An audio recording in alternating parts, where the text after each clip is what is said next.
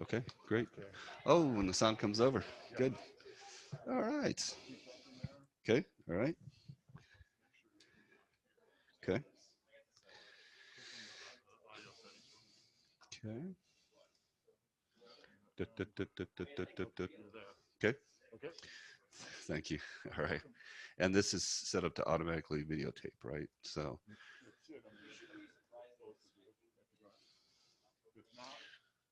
you're recording this meeting. Okay, good.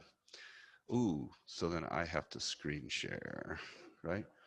So I can get up that and then we're good to go. Okay. Hey, all right.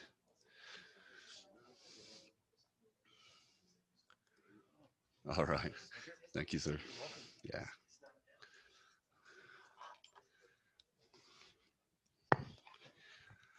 All right. Hello, everyone. Glad you can make it.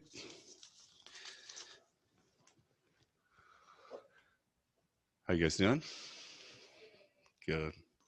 Surviving all this craziness. Hopefully, trying to. Yeah, I know. I know. All righty. Well, it's 7:30, so we'll go ahead and start.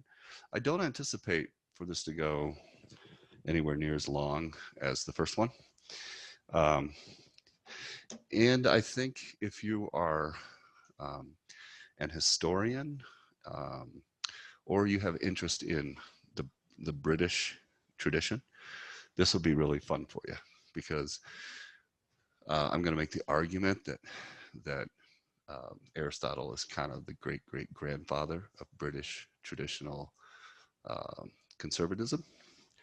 So, among other things that I want to explain, but let me pray real quick, and then we'll jump right in here. All right, let's pray. Father, thank you for your faithfulness and goodness to us. Thank you for allowing us to gather like this.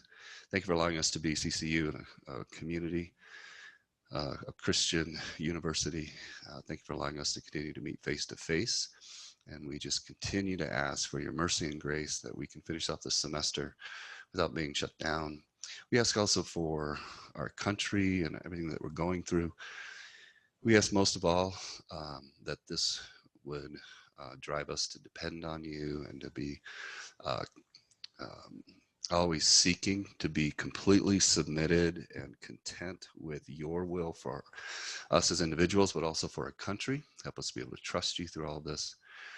But we also ask that this would get sorted out in a way that uh, the election results would confirm and strengthen um, the reliability and the trustworthiness of our system. And we ask that through this whole thing, not only not only would our country um, learn to be more civil and uh, be able to get along with each other better, but also more importantly that your people in this country would be able to use this as a tremendous opportunity to be able to reach out to others, make a difference in other people's lives and our neighbors' lives. And we just commit all this to you these next few minutes. Ask your blessing on it. In Jesus' name, amen.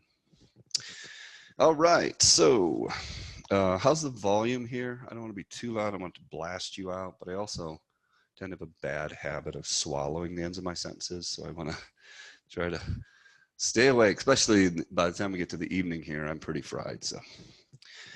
So if you need it louder, if it's too loud, give me the signal on the sly and I'll try to respond to it. So let's see here. So this is the second of 3 promised public lectures. And it's supposed to be on Aristotle and Moses and their understanding of human nature and its implications for politics and also for society. So this is one of 3, as I mentioned.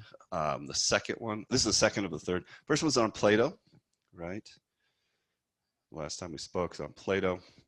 And the idea was in each one of these lectures, I want to try to show that it's actually worthwhile and valuable to read very old books, that they have actually extraordinary influence and continuing influence in our lives. So I tried to make some arguments for that with Plato's Republic.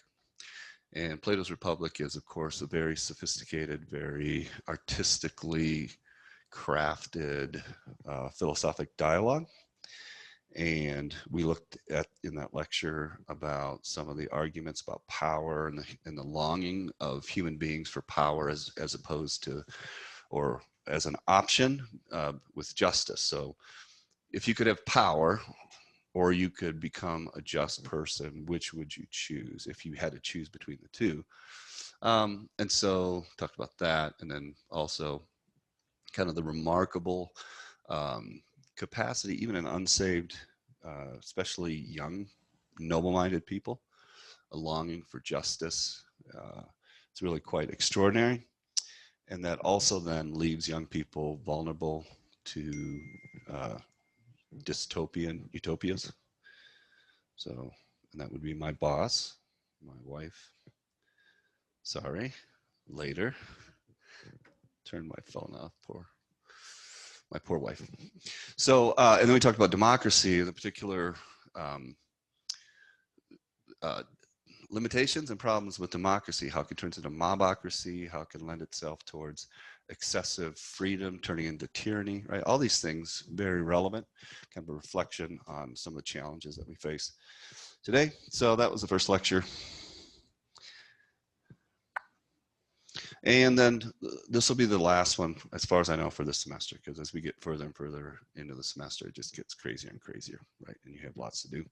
So we're trying to sneak one in, and it's the idea here of Moses and his understanding of human nature and how it relates to politics and society, comparing that with Aristotle. And then the third one, which I hope to do next, I promise to do for next semester, is looking at the Bible, both the Old Testament and New Testament, and its understanding of slavery. And so that's obviously a very huge topic, very sensitive topic, but it's also very fascinating. And as I like to say, the more I've thought about it, culturally speaking, the Bible doesn't seem to be as worried about slavery as our culture is, right? And for some people, that's kind of a little bit of an embarrassing fact.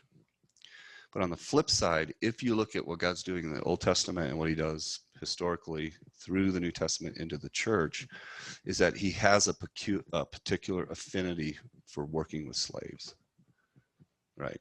So it's weird. So on the one hand, slavery doesn't bother him, it appears, as much as it does our culture. But yet his whole redemptive history seems to be really involved with slavery and the idea of slavery. So I want to just explore that next semester. However, here's the thing. This is what I promised for the second lecture, right? This contrast between the two. False advertising, okay? I decided it's too big. So what I'm going to do is I'm going to split this into two. And what we're going to do, rather than try to cram and all this, what we'll do for this lecture is look on the Aristotle side. Okay. And then before we do the slavery next semester, we'll do kind of the reply from Moses. And it's quite fascinating. I'll be able to hint at some of this stuff. But in a lot of ways, Moses is like directly dealing with certain aspects of this whole understanding that Aristotle clearly downplays. All right, so there is a weird way in which they come together, and that'll be fun to show you. But that will happen next semester. Okay. So we got to focus on Aristotle here. See if we can wake up here. Okay. First of all, though, I don't want to assume that you know the historical context. So I want to kind of talk about Aristotle's life, his significance as a person, where he fits in terms of Greek history, Greek philosophy. All right, and so I want to give you that context, how he relates especially to Socrates and Plato. And then what we can do is compare and contrast, look into the politics, this is his treatise, all right? And it makes for a really fascinating contrast with Plato's Republic, which is a dialogue, okay? So I'm going to set some of this stuff up, then we're going to go into Aristotle, and as we come to the end and start to bring things back to thinking about Moses' view on these things, the stuff that we say at the beginning will end up being particularly relevant. So I'm going to come back to it. Okay, so the historical context. Best thing to think of when you think of the Greeks is to think of three wars. Okay, because his traditional Greek culture basically rises, peaks, and destroys itself on these three wars. And some of your greatest literature and writers and thinkers are associated with each one of these wars. So the first one is obviously the Trojan War, right? And so Trojan War is really almost pre-Greek. The Greeks are getting ready to become their own people, like the Hellenes, the Greeks. And so this is the account that Homer gives, right, of Achilles and all that stuff. And then Odyssey, which most everybody has read, is Odysseus's return from that war. And through those two epics, basically everybody, all of the Greeks basically said that Homer created them as a people, right? Their view of the gods, their view of nobility, afterlife, all of that. So that's the first war, and that's when Greece emerges. The second war is the Persian War, and that's when the Persians come over. They're kind of like the evil empire. They come over and attack these little city-states, right? And Athens actually stands up to them. And this is considered the peak of Athens' achievement.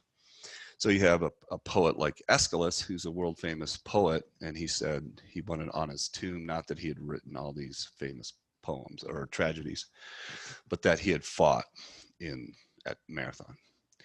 So it's a big deal, all right? And that's roughly, you can just peg that about 500 BC. Homer, probably about 700. Trojan War is even earlier, but he writes it in the 700s. Usually that's the way it's taken. 500, they fight. And then the 400s is this gradual decline, and that's the Peloponnesian War, and that's the Spartans versus the Athenians, and you have your popular movies, the 300 and so forth. Actually, that 300 is related to the Persian War, but the Peloponnesian War is a kind of cultural suicide. So the Greeks turn on each other, and they basically attempt to destroy each other. And actually, Greek culture never quite recovers from the Peloponnesian War. And this is where Socrates shows up. He basically lives his life through the latter portion of his life through the Peloponnesian War. And he has the singular misfortune of having some really, really, really bad students, all right? Like bad students that become political criminals and are instrumental in the destruction of the Greeks, the Athenians. So that's like every prof's nightmare, right? So he, yeah, well, he's one of them. Alcibiades, he's one of them. Hopefully, I don't think I have an Alcibiades yet, and I'm not looking to have a Stalin or a Pol Pot or whatever. So I'm counting on you guys to pull through here. So Socrates here. This is a very famous picture. It's a neoclassical by David, but this is his death. He's about ready to take the hemlock, and basically Athens, after it loses to the Spartans, says, you're the reason why we lost, and you're the reason why we suffered so much, because your students helped drag us down. So therefore they put him to death, right? And so he becomes a criminal, but he has a student, Plato, who is an extraordinary philosophic mind, and he's a literary genius too. So he not only can think, but he has a kind of imaginative capacity. And he single-handedly, and Xenophon, two of the students, Plato and Xenophon, together, they kind of take this quirky, old, brilliant political criminal and resuscitate his image and turn him into a kind of world historical hero. All right. Plato does this through the dialogues, and so the lecture I gave last time was about the Republic, which is his most important and most significant dialogue. So that happens, right? So you have Socrates, and then Plato. And Plato is this literary genius. Everything he writes is polished. Every word matters. All of this with these dialogues. And he's a smashing success. He basically immortalizes Socrates and makes philosophy something that becomes noble and high as opposed to questionable and in Socrates' case, maybe somewhat annoying, right? If you've ever talked to somebody who's really philosophic, it's like talking to a 4-year-old. Like, why? Why is that? Why? What do you mean? So he's able to do that. That's one thing. But the second thing Plato's able to do is he actually establishes for the first time in the world a university or a college. So if you can imagine living in a world where there are no public institutions that are devoted to the rational discovery of truth. That's the world before Plato. And then Plato goes, no, we actually need a secular institution that's specifically devoted to pursuing the truth rationally, right? And this is unique to the world. They didn't have these in the West. In the East, they didn't have other places. Of course, you have educational institutions, but not framed this way. So it's distinctively Western. And of course, we're living here on a campus that is a reflection of Plato's invention. And of course, it was called, surprise, surprise, the Academy, all right? And today we still call what we're doing here part of the Academy or whatever. Okay, so how does Aristotle fit in? So Socrates, Plato writes all these dialogues, and the dialogues just, if you get, it's an acquired taste, but basically it leaves you with very, very few answers. And so it just drives you to question. The purpose of the dialogues is to turn you into a philosopher, if at all possible, right? Unless you get turned off by it. But usually there's some dialogue that'll connect with you that kind of leads you to think that philosophy is a kind of fulfillment of your soul. And these dialogues then drive you to ask questions and questions and questions. But very, very few answers. Socrates, Plato, Aristotle founds his own school. He founds his own school, but he doesn't, and he did write some dialogues, but there are none extant. But instead, what we have are these treatises. So Plato gives you all these questions and dialogues and makes you want to philosophize. Aristotle, he's like, let me tell you what we know. And he goes through all these disciplines. So these major disciplines, he lays out, he's got physics, metaphysics, ethics, rhetoric, poetics, politics. He's got all these different disciplines, and he gives you treatises, and treatises give you answers, right? So it's kind of nice. You finally get to read stuff, and Aristotle's known as the master of them that know. That's kind of his little moniker, right? It'd be a nice one. Walk around, oh, behold, the master of them that know, right? So he's famous for giving answers. But, and this is going to come around to be something I think quite fascinating and interesting at the end, but you look at these treatises, and especially the politics, and whereas Plato's dialogues are like very, very polished, and every word seems to make sense, all the order, you know, the 10 books are 10 different scrolls, and they all have a certain place, and it all makes sense in terms of like craftsmanship. Aristotle's treatises are weird. They're weird because they're not sure whether Aristotle wrote them or whether some like second-year graduate student in the college took notes, right? And kind of said, all right, let me just kind of get some notes and fire those down. And then, you know, that's all that's left of his lectures, right? And the reason for that is they're very rough. So you're reading along, and he'll make some claim here, and you're looking back and saying, where did he says, and therefore this has been proven, and you're like, what? What? You know, maybe these are just bad notes. And then you have these different books, which each one was a scroll. For the politics, there's all kinds of scholarly debate about which one goes where. So it's weird. It's like he has so many different beginnings, and you're like, how does this all get stitched together, right? But if you look at just the overall effect and impression of these treatises, like you get your answers, all right? But you're gonna have to deal with these kind of quirky aspects to them, where is this really Aristotle or is this like his student? Because it doesn't have the kind of craftsmanship that you would expect, all right? Now, we're gonna come back to that because there are different ways to take that, and I'm gonna suggest a certain way of taking it, all right, which is going to actually bring Aristotle back to Plato much more. They're much more alike than you think, even though it seems like one does dialogues, questions, craftsmanship, the other one gives treatises, answers, sloppy, right? So we'll come back to that. And of course, you can ask me questions anytime you want. But so there we go with the background. Aha, and there's your slide for what I just talked about. Okay, so what I want to do here, I want to give you the punchline. Okay, the punchline. So if we talk about Aristotle's enduring significance, like why care is another way to put it, right? It's because of this. This is kind of your little bumper sticker catchphrase, okay? And in general, you need to know that there's this long tradition of political philosophy. The first starts with Plato and goes all the way up to Machiavelli. Machiavelli's writing in the late 1400s, early 1500s, right about the time of the Reformation, if you want to peg it that way. So you have a consistent political philosophy, a consistent way of looking at politics, basically all the way up to the 1500s. So that's about 2,000 years, very consistent. It's basically theme and variation. So you can get different versions, but it's always different versions of the same thing. Machiavelli comes along and goes, nope, we need to reshuffle things. And then you have this whole different way of thinking about politics, and that runs and shapes our world very profoundly, okay?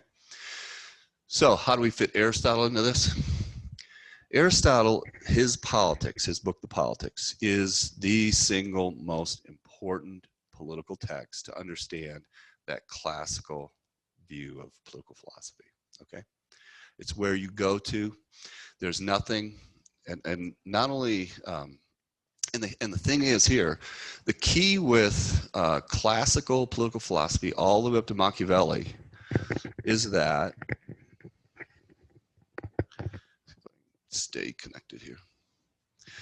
The key is what I'm saying here. He provides it's a most noble and broad vision of politics. So you need to know what noble means, and you need to know what I mean by broad, okay? So if I were to ask you what politics is about, you might have a whole series of different, you'd have a whole series of different answers to that. One, it might be about liberty, it might be about the rule of law, it might be a lot of different things, right? Aristotle's answer is he's going to say that politics is all about virtue and nobility. Okay, it's an extraordinarily grand vision of politics. So what does that mean? What it means is that the whole purpose of politics is for those in power to bring about a virtuous society, okay? A society that's devoted to excellence and virtue, kind of peak human existence, all right? So that's the first part of it. So nobility there should be tied with virtue. So the purpose, right, is to help society become kind of all it could be. And the flip side of this is the reason why you go into politics is because it is the central platform and kind of the final exam to demonstrate that you personally are virtuous, that you're exceptional, right? And the basic logic behind this is that politics, because it involves power, tests you whether you like it or not. Because when you get power in your hands, you get to reveal what you really think and what you really desire. So when you're on the top politically, it's testing you to see whether you can handle power and you will maintain your integrity, right?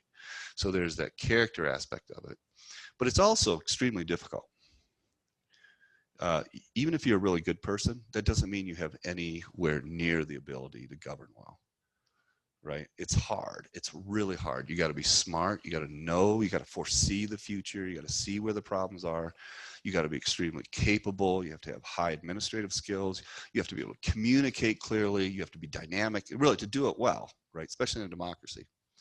And so politics then gives you the opportunity to demonstrate your character and then to demonstrate your capacity, your expertise, your excellence, right? So it's an extraordinary vision for politics, right? So if you were to see someone from this tradition doing this well, you would not stoop to call them a politician, right? That has negative connotations. Instead, you'd think of them as a statesman, right? Or maybe a great monarch or something like that. But you would never look at somebody who really fulfills this position as a kind of a shrewd, morally compromised politician, right? Nobody really likes to be called a politician. Okay, so this is a vision, and he articulates this, he argues for it, he lays this all out, and the rationale for it, how it can be done. So that gives you, and nobody does this as well as Aristotle. This gives you the noble understanding of politics. But you see that I put broad in there, and this is less important, but it's still important, and that is, he doesn't just give you this glorious vision, but he also gives you the tools to be able to understand, analyze, and improve all kinds of different political arrangements, from the really, really good to the really, really bad, right? Because in the real world, you may not end up in the best political, like you may be born in North Korea, right? And then for some reason you rise to power there and you're the right-hand man of the tyrant or so forth. Well, Aristotle's book shows you how, in fact, I wrote my dissertation on this. It shows you how to counsel tyrants in here. Like, how can you take a tyranny and improve it? And he shows you different strategies for this. And he also shows you how to moderate it and how you would want to moderate it, things like that. So it's a very broad, it's like a huge toolbox that allows you to kind of, as a practical statesman, be able to take however messy your country is, be able to improve it. Yes, question or comment? Oh my goodness. Thank you for interrupting. The waiting room is supposed to be turned off. So let's pause. All right, thanks. Okay, so we got the picture then. So it's really important. And the thing is, what you need to know, this may seem kind of boring. Oh, it's about nobility and all that. But you need to understand that once you get to Machiavelli and this whole modern understanding, the modern understanding is, let's not worry about the morality. Let's worry about effectiveness. And Aristotle, and basically so that, like this quote says here, Aristotle is aware, even back then, that there are some people that say it doesn't matter how you rule, it only matters if you rule and you have expertise in ruling, okay? But if that's true, then you can't make a difference, there's no difference between a tyrant and a king, because the only question you're asking is, can they stay in power, right? And he's saying there are people out there that argue this. In other words, he's saying there are people just like Machiavelli in the 1500s who argue this. And he says they don't argue nobly. And I'm going to disagree with this. And I'm going to show you in my book how you can actually say there's a difference between tyrants and kings, between noble rule and just this kind of mastery over the other people. Okay, so I don't want to get into it because this takes longer than I expect, so I'm eating up a lot of time here. But I want you to show you that this is his significance. And basically, if you were to go, here's a good example that's less dramatic, but it's very real. So at CCU, we take this kind of approach to politics seriously. We say we listen to it, try to figure out how much truth is there and so forth. If you were to go to an average secular university and go into a poli-sci program, the poli-sci program deliberately tries to not make value judgments, right? They don't, all they want to say is they want to talk about, is this a totalitarian government or is this a liberal democracy? And they're not going to say which one's good or bad, because they're just trying to be scientists, right? They're just trying to look at things and be objective and not make judgments, right? That's exactly this kind of modern perspective. And Aristotle says, no, talk to your average citizen, talk to your average person, and they know there's a difference between tyranny and justice. And so here's your philosophic argument for how you do that, okay? And so he is the central person that you go to try to figure this out, okay? Okay, so that's the big picture, but I want to just make some connections with this for you. So if you've heard of Russell Kirk, right? He is a famous conservative in the United States, or he was, he's dead now. But he's a very serious voice for conservatism, traditional conservatism in the United States. And he actually, all these principles, basically you can trace them all the way back to Aristotle's view of politics, okay? But it's modified a little bit because we're in America, but it comes via, and this is where it gets a little fun for you, I think. I'll skip this. No, I won't. So before I get to what I was going to say, this is the basic description of this portion of conservatism. Conservatism is a loose coalition of 3 different groups. One of them are these traditionalists, and their basic view is that the central concern for a good life is having traditional communities, traditional customs, traditional religion. And they're very concerned that the modern world destroys those in the name of mass society. So they're very concerned like how Walmart comes in and destroys all your mom and pop stores, right? And instead of having your local restaurant, you're eating, you know, Kentucky Fried Chicken and McDonald's, right? And all that stuff is the large corporate, you know, basically urban, impersonal urban, massive urban kind of way of life, right? And so they're very concerned that you have to stick to these traditions, because if you lose your traditional communities and your traditions and customs, then you actually get stripped down and become a very weak, vulnerable individual. You get lost, right? And so once you get lost, it's really hard to kind of put your life back together again. So they're getting this out of, ultimately, this tradition comes out of Aristotle. And these are 2 thinkers that you definitely want to read. This is the most significant, he just died, but he's the most significant philosopher for conservatism. His name is Roger Scruton, okay? Extremely important, very readable, but he's got a couple books on what conservatism is. And he's British, so he's coming out of the British, and you're going to see that this comes to America out of the Brits. The other one, guy over there, his name is Kevin Gutzman, and he, to me, he's the most interesting historian with this kind of conservative perspective. I know there are plenty of others, but I really, in particular, appreciate him because he's a lawyer and a historian and very interested in politics and history and the connection there. Okay, so I'll try to move along here. But where's this coming from? This is where I think it gets a little fun. I'm going to make the argument that, historically speaking, the society that most embodies the Aristotelian understanding of politics is traditional British conservatism, okay? And you can see here there are 3 things. You have Edmund Burke, and he's alive at the time of the American founding, and he's a British parliamentarian, right, who's actually telling England to let America go. He's like, they're right, just let them be free, it'll be better. Let's not go fight him, right? And he gets kind of shouted down. But his writings are brilliant. His insights are brilliant. He is kind of like I would say, the embodiment of Aristotle's kind of statesman, all right? And he's the same thing. He's looking at British traditions, British customs, and he writes and thinks about statesmanship from that perspective. And he's also alive watching during the French Revolution. And he's looking at the train wreck of French Revolution, and he says, what's the difference between America and the French with this revolution? Well, the American Revolution is a revolution to preserve your traditional customs. You're having a revolution because you want to stay the same. And you're asking Great Britain to continue to treat you like you should be treated, that is, like British subjects. The French, by contrast, aren't interested in the past. They have all these general, fuzzy, like bumper sticker ideas, liberty, freedom, equality, all these abstract ideas.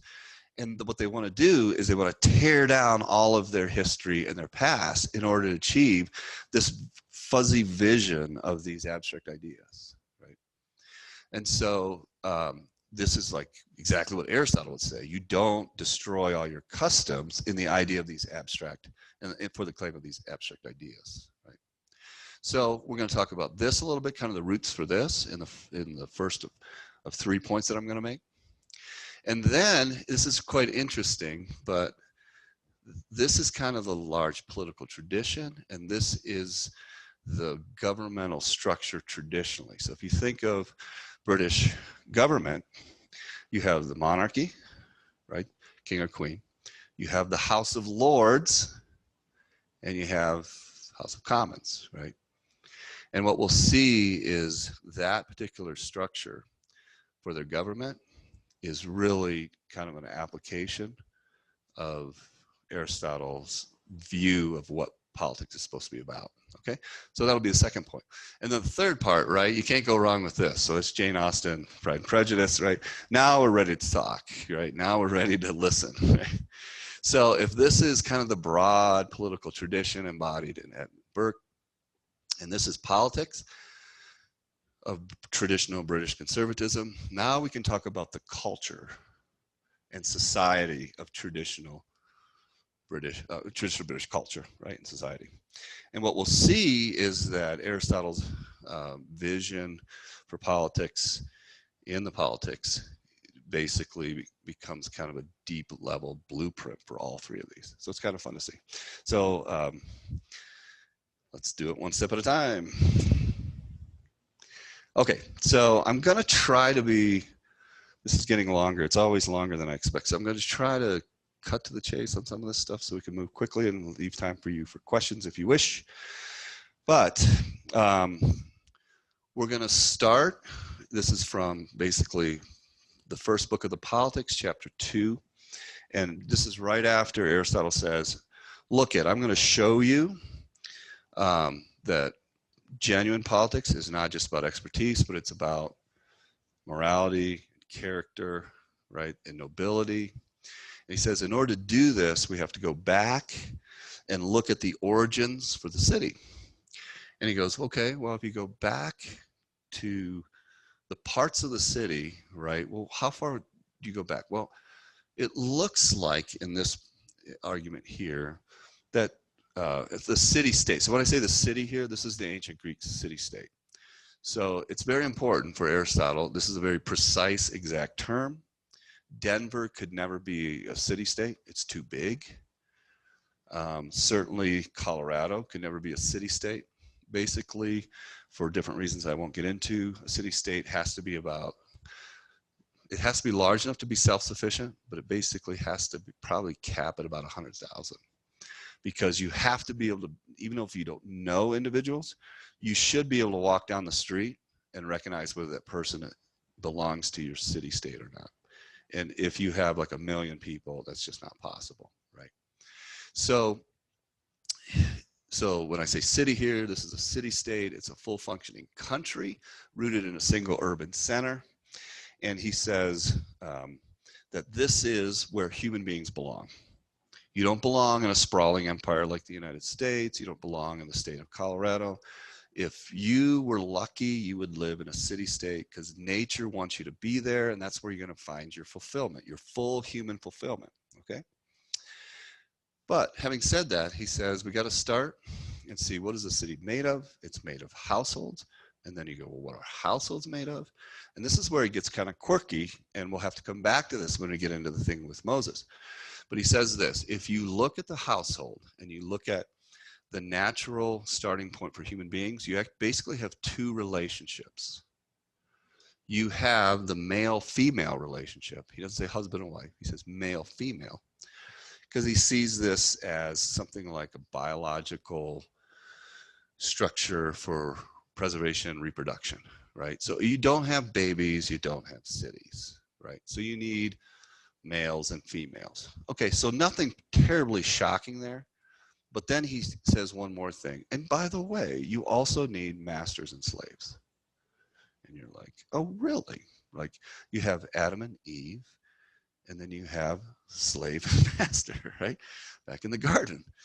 And he basically bases this slavery not on socioeconomic status, not on color, not on race, but on the simple quality of intelligence. So he says, yeah, you got to have male, female so that you have generation, but you also have to have those who are intelligent and you have to have those who aren't, so that there's a way, there's a natural ruling that occurs, right? So, and what he says is these are your natural relationships, okay? And actually he's going to take and use these to demonstrate these are going to be the rough categories that are going to allow you to say, and this is right and this is wrong and so forth. So I'm not going to, I'll leave that for question and answer time if you want to ask it. But he basically says this. So you start out with these two relationships, master-slave, husband and wife, and then you say, what happens? Well, they become a family. Okay, great. Well, what are families for? Well, families are there to take care of your daily needs. You got to eat. You got to sleep. You need shelter. All right. So you got families that take care of your daily needs, but you actually have more than daily needs. So these families grow into villages, right? And what do villages do? Well, they provide for your needs that aren't daily, needs that come up more seasonally and so forth, right? And he has this idea, it's almost like humanity is emerging like a plant, like a flower, right? And you start with your seed relationship and it starts to grow, but actually you still have more needs and more needs. So these villages grow. And as they grow, they start to meet more and more of their needs. And then they eventually come to a point where they're like, oh, we've now grown big enough that we don't have any more needs anymore. We're self-sufficient. We can defend ourselves. We can govern ourselves. We can feed ourselves, right? And he says, that's when it gets interesting. Once you get human associations where all your needs are met, and then you have excess, like surplus, now life goes from being satisfying needs to pursuing noble things, right? Because you have like extra resources, surplus resources, okay? And he says, when you reach that point, that's when the city-state emerges, okay? And that's actually the perfect size and the perfect human association for human beings to become all that they can be. And why is that the case? Well, there's a number of reasons for this, but he basically says, once you get to that point, now you can satisfy a part of you that only you possess. No other animals possess this. And what is that? Human beings alone have a perception of what's good and bad and just and unjust. Okay? And so the city is where you've met all your economic needs, and now you can get together and deliberate, like, what's good for us as a people, what's bad, what's advantageous, what's not, what's just, what's unjust. And that act of coming together with other people to debate that and deliberate on that and then act on it, right, and bring it into reality in the world, he thinks that's what satisfies you and fulfills your nature more than anything else, right? So politics then becomes this platform where you get to deliberate for the common good, right? And you can exercise your thinking and your moral dimension to you, right? It's really, it's a beautiful image, right? So he says, this is why we say that human beings are a political animal. We're the animal that belongs in the city, and the word for city is polis. And so political is basically the human being that belongs in the polis, right? And so you'd say, well, why can't I do that in America? Well, you can, but he would say in America it's too big unless you get elected, right? And you get to go to DC. And then you can spend your life debating and deliberating on the common good, right? But for the other, 300 odd million people, all we can do is chase money, right? Or entertainment or whatever. And so we can't devote our entire life to really trying to understand in community with other people what's right and wrong, just and unjust. And that's really what allows us to kind of become fully human, okay? So he would pity us. He would say, oh, that's too bad. Too bad you didn't live back in Athens, right?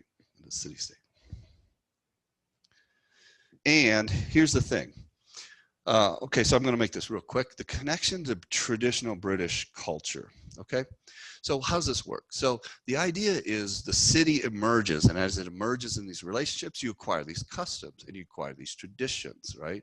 And then you deliberate and think about what's best for your country. And this happens over time that you come to find out what really works, right? And you don't have these abstract ideas. You're actually working this out in living relationships, in living community. And then historically, as it were, history confirms kind of the proper way of doing things, right? And this is exactly the way the Brits think traditionally, right? They don't have a written constitution, but they have a constitution. And what is that constitution? It's a set of accepted traditions and customs that everybody knows you're supposed to do if you're in parliament, so forth. And also, boy, there's so much here.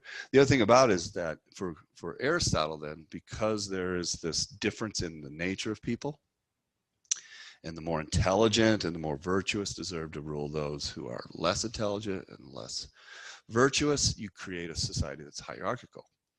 Right? And British culture is all about hierarchy, right? The part of the humor in the Jane Austen novels are the people that are trying to claw up the social ladder, right? And the stupid people that are at the top, and those that are trying to climb up, all that kind of stuff. That's British culture, right? So again, I don't want to dwell on this too much, but this idea that tradition and culture develop through time, and then that becomes your best guide to doing things, right? That's very Aristotelian. Okay, I'm going to try to keep moving here. So if that's kind of the broad political perspective, then you also have the political structures, okay? So what does that mean? In America, we have certain political structures. We have federalism, so we have state governments, government in DC, divided jurisdiction. You get to DC, you got 3 branches, right? You have structure. You have one president as opposed to many. You don't have a king, you have a Senate, right? And then you have a House, you get the Supreme Court, all that's structure. So that's American structure. But how would Aristotle talk about your goal and how to structure your government? Okay. And this is interesting because it's very, very different from the American system, but it's very much like the British system. Okay. So here's the thing. The central question in this other portion, this is from book 3 of the Politics. The central question for Aristotle is, who deserves to rule? Who deserves it? Can you kind of show your credentials to everybody else in the city and go, and this is why I should be in power? Okay. It's a very different understanding than America because nobody goes around saying, I deserve to rule. Everybody goes around saying, would you please let me rule you? Right? Would you let me serve you? Not for the Greeks and not for Aristotle. The Greeks are always arguing that, no. I deserve to rule you, and here are my credentials. And so who are your primary candidates? Okay, well, here are your primary candidates. You have the multitude. We would say this is the people, the vast majority of people, right? Now in America, we kind of defer to this one, right? We the people, in order to form a more perfect union. We would answer this question as, well, it's obvious the people should rule, right? And then we use the Constitution, and then we divide power. We elect people. We have all this thing that grows out of the claim that we really believe this is the answer. Aristotle says, well, there are other suspects. What about the wealthy? Can the wealthy show their credentials that say, no. We, the wealthy, deserve to rule, not you, the multitude, right? You, Main Street, no. Wall Street, right? We have the same kind of theme and variation, the tensions here. But you have the many, you have the wealthy few. Corporations, maybe corporations should rule, right? Maybe the CEO should all get together and they should run America, right? The respectable, what about those that demonstrate themselves to be morally superior to other people? Can they, is that their, their special calling card that says this proves that I should be able to rule you, right? And then he throws in a couple, what about the best of all? Should we find the most extraordinary individual in our culture and say, be our king, right? Oh, Trump. No, no, no, no, we don't want Trump to be king. So the best of all, and then he also throws in the tyrant just for good measure, right? Well, that's a possibility. Maybe the tyrant can show you why he deserved to rule. Okay. So he throws this out there, and the problem is he basically says, like, nobody can actually fully persuade everybody else, right? There's difficulties, right? If you think you're the people and you deserve to rule, well, but you have a weakness in your argument, and the wealthy people, and basically these are all parts of the city, the socioeconomic parts of the city, right? So what is the answer? Aristotle basically says, politics ends up being a kind of dialogue between these different candidates to rule. And what politics is about is each one coming to realize that they each have like a partial legitimate right to rule, but so do the others. And so you have to learn to both figure out how to have each of these parts give it some rule, but then also make sure that those parts allow the others to rule too, right? So the key here is the parts of the city, okay? The parts of the city. And that means socioeconomic classes, et cetera, et cetera. Now, he never really talks much about the tyrant, but that's kind of lurking in there. Like, on what basis would the tyrant say that, be able to say that he deserves to rule? But at least you can see the problem with the tyrant saying that. So hopefully you can see where this is going, right? So you go, okay, well, let's think about traditional British politics, right? You see it? So you got the king or queen. You got the House of Lords, right? You can see this, right? House of Commons. So whereas we have three branches of government it's not based on this, the British system basically is saying commoners, the people, deserve to rule. So we need to incorporate them into this. But you also have the wealthy nobles. So actually, I think that's the House of Nobles, I think. I have to double check. Somebody else grabbed these photos for me, so I'm just trusting that they got the right ones. Yeah, this is Commons, right? This is Westman. Okay, good. So you got that, and then you go, well, where does the queen fit in, right? Well, theoretically, the queen traditionally the king becomes is from the most important family in the entire realm. And so what you do is you put them in a position, the king in a position, so that they have nothing to gain anymore because they represent the whole thing. And so then the king becomes the arbiter, the queen becomes the arbiter between the two, right? So we could think of it this way. This is like I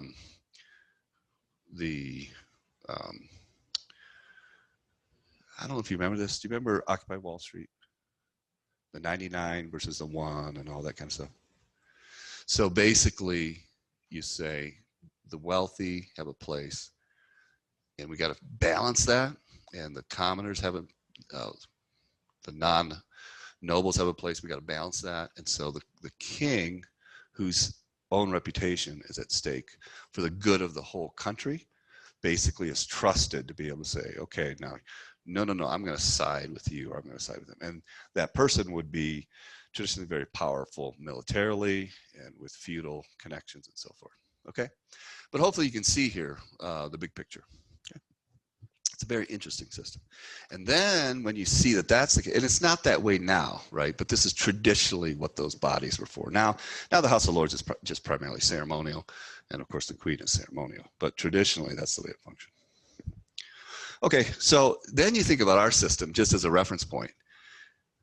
Interesting, right? We have three branches.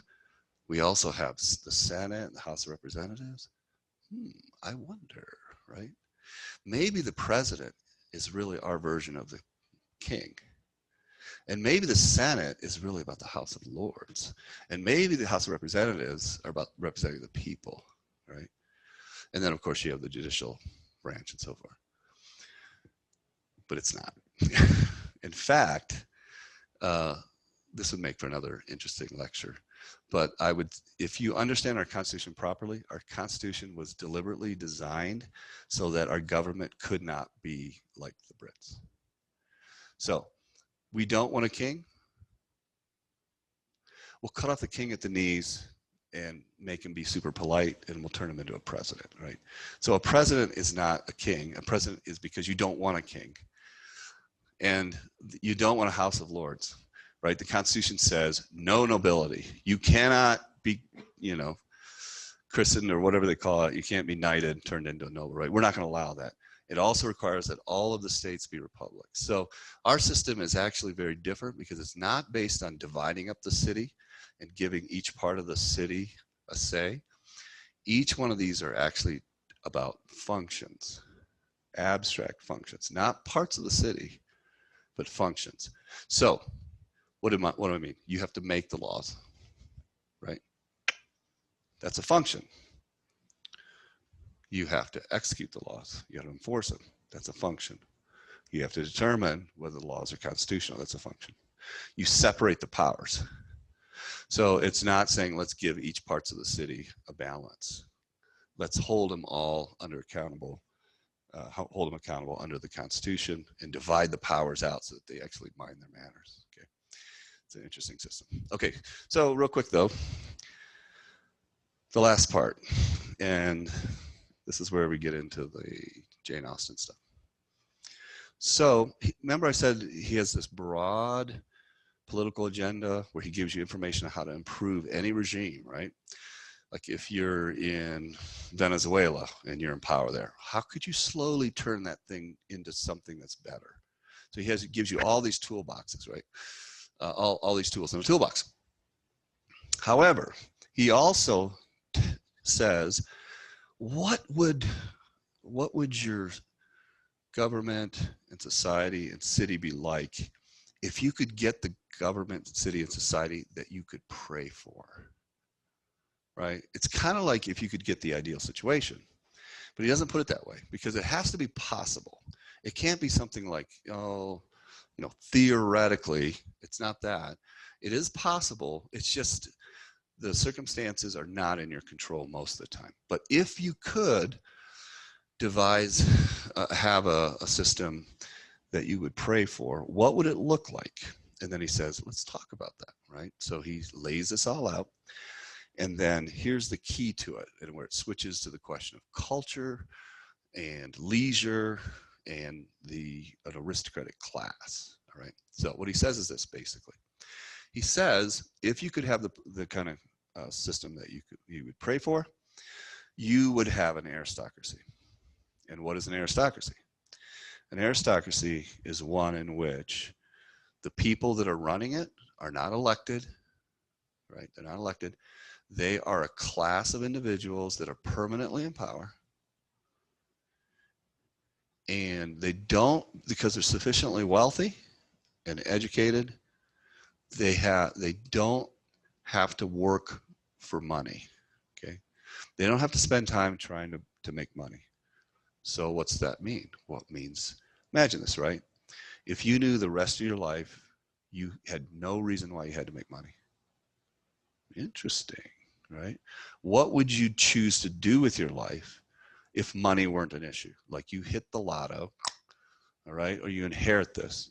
And now you have no necessity to have to do this versus that, right? It's all open to you. Now imagine that the people that are governing you are in exactly that position. What are they supposed to do with their leisure, right? And basically Aristotle says, let me tell you about that, all right? Let me tell you about that. That ruling class should devote itself to nobility and cultural refinement, okay? So what does that mean?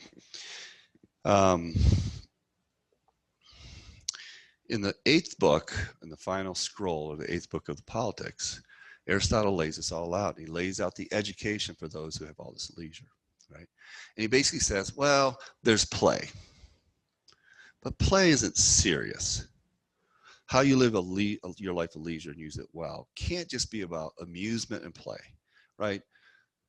That's okay for a weekend, but you don't live a life of play. It's not serious enough, right? It has to have some kind of nobility to it. So he sets that all aside and he says, okay, well then what do, right? Well, you should be educated in a whole number of things, but it ultimately culminates in it's basically the study of, for lack of a better term, something like literature and culture and art. All right, you're like, well, that's pretty weird, right? So my society spends all its time going to museums looking at paintings, right? Well, not quite. So here's the thing. He's thinking here of the way that music and literature and maybe something like theater can be used by you strategically to make you into a better person and to sharpen your ability to be able to evaluate the moral worth of someone's actions. Okay, so you got to think about that. Say that one more time. So you have all this free time, right? What do? Well, you try to refine yourself. You try to become a better person, right?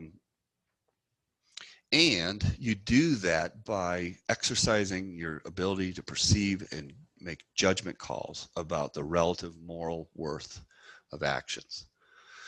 So a good example of that would be well, two things.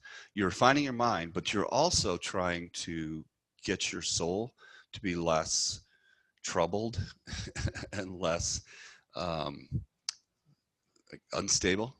So you want to basically become more emotionally stable, more moral in your actions and your feelings and your character. And so what you do is you read literature, you watch theater, you listen to music, which then he says purges emotions from you, like passions from you, right? So you might say that if you watch a good Shakespeare movie, right, or Shakespearean play, like if you watch King Lear, that has a certain effect on your emotional state. If you watch Othello, all these tragedies, right, he would say that can be an opportunity that gets you vicariously to feel certain emotions, and then you kind of flush them out of you and you're like back to normal. All right, I like real life, right? I don't like tragedy, but it kind of washes you of those extreme emotions. So you do that, and then you would sit around, like C.S. Lewis talks about this, but you would sit around and you'd like you'd read a Shakespearean play, right? And you'd think about the actions of those characters and you'd evaluate those actions. Okay, so this person within this context, they're trying to be moral. Was that really a moral action of theirs? Or was it kind of deficient, right? And so you're making these kind of judgments about the characters in these various plays and so forth. So music, literature, all these things. And so you can kind of see that this is very much like the world that Jane Austen presents to you, right? It's an aristocratic class. And what are they doing? Like no one works. They get up in the morning and they're like, today I shall write a letter, right? And they take out the paper and then they write this letter and it's all like refinement. And they're like, send this servant, take this to my, right? And then the men come in and they're like, today we should go hunting, right? And you kind of do these things. And out of this leisure, then you have the social interaction, conversation, refinement, right? So this is very much what Aristotle has in mind as how decent, polished human beings should live, okay? So let's wrap this up very quickly and either let you go or ask questions. So this is the anchor points that I'm going to come back to for the Moses response, okay? So real quickly, these are bullet points. Aristotle is going to look at human nature and say man is a political animal. What does that mean? That means that you belong in a city, but it means more than that. If we were to get into it, he has the image that everybody is so radically dependent on the community that they basically don't have a life outside that community, okay? And because of that, they really have to be subordinate to the community, And the way to put it is, if I were to ask you what the human unit is, you would probably say, well, ta-da, the individual. Or you might say husband and wife. And Aristotle's going to say, no, no, no, no, no. The human unit is the polis. That is the organic human unit. All right, so community is super important for Aristotle. Okay, and then he's also going to say that man is by nature, we're not equal. He's not going to buy into the declaration. All men are created equal, endowed by the Creator with certain inalienable rights. He's going to say, no, no, no, no, no, no, no. Let's go all the way back to that original set of relationships. You have hierarchy based on intelligence, and then you have husband and wife, right? And society is a combination of all those things, such that society has to be aristocratic. Best case scenario, good society is hierarchical. Human beings are always in a position of being subordinate to others and so forth, right? And so those who are in the social aristocratic class actually deserve to be there because they're better than other people, right? So there's a kind of a nasty little edge lurking in all this. Third thing is that Aristotle's secular. He's not looking to the gods to tell him how to do these things. He just looks out and goes, oh, I can look at the natural world, I can see human nature, and that's sufficient to tell me, give me enough instruction to establish good political theory and so forth. All right. The political task, I like this, making nobility great again, right? This is what Aristotle's all about. All right, so you're doing two things. One, you're trying to have society become more noble, even if that's just a socioeconomic class that embodies that nobility. The commoners may not be possible, but at least there's a noble class, right? So you're trying to support that. And then you're also balancing the parts of the city, right? So this has to do with House of Lords, House of Commons, all that kind of thing, right? That's what you're trying to do, trying to balance all that. And then 5, nobility, human nobility is really about a leisured class, right? That's cultivating its moral and aesthetic refinement, okay? So the question becomes, like Aristotle, are you sure about this? Like that's a beautiful picture. But is this like fully accurate? And then we'd go to Moses. Well, what do you think of this? You know, if we get the two of you in the same room, celebrity death match, like how are you guys going to go at this, right? And what I'm going to say is this is we got to go all the way back to the beginning when I talked about the weird kind of funky aspect of the politics, because this is what happens, right? Aristotle, Plato's dialogues are like these wonderful pieces of craftsmanship. Like every word counts. Then you read the politics, it is like so sloppy, bumpy. You're like, okay, the big ideas are real clear. All this stuff that I've been telling you is just crystal clear. And then there are these weird comments that come in here, and they're like puzzles, and they're like, what? So one possibility is this is all put together by a grad student, okay? And he's like, can't copy fast enough, right? And so he's just kind of making it happen. He's like, okay, let's gussy this up, and we'll leave this to posterity. That's one possibility. The other is that when you start looking at all those weird things that are in there, if you look at them, they all kind of undermine his arguments. They're like, he wants to yell, this is good, this is good, this is good. And then kind of whispers, but you got to think about this too, because it doesn't quite, like there are problems here that are kind of tucked away. And so if you take the whole mix of all of the big ideas and then these quirky little curlicues, if those are deliberate by Aristotle, he's actually creating a dialogue in the middle of his treatise, right? Because he's asking you to actually think about the limitations of these major claims, all right? So, and if that's the case, then he's actually doing the same thing Plato's doing, but in a different way. Plato is like accentuating the questions, but he has answers. Aristotle is accentuating the answers, but he has questions, right? So from that perspective, and this is where it gets interesting, I'm going to say that if you and we'll probably start the next lecture by highlighting some of these things. If you highlight the questions that are tucked away in each of these points, right? So here's like big stuff, and these little tiny spots. If you could extract all of those various questions and flip this thing around and highlight those, that's Moses. It's really fascinating. It's like Moses like knows all of what Aristotle suggests are problems. And he deals with what I'd say political theology from the perspective of the problematic side of human beings, as opposed to kind of the gussied up version. Okay? So, and it's fun. It's a lot of fun when you start looking in the Bible and seeing that this stuff's in here. So we'll call this a wrap. Okay? So, but I want to give you a chance to ask some questions. And if not, I mean, I know where we are in the semester. Everybody starts to get weary. So if you feel like you got to jet out, that's fine. But I do want to give you a chance to ask some questions. And I can always scroll back through some of these slides if that's helpful. All right. Questions, thoughts, comments? Is it clear? Relatively clear? You good?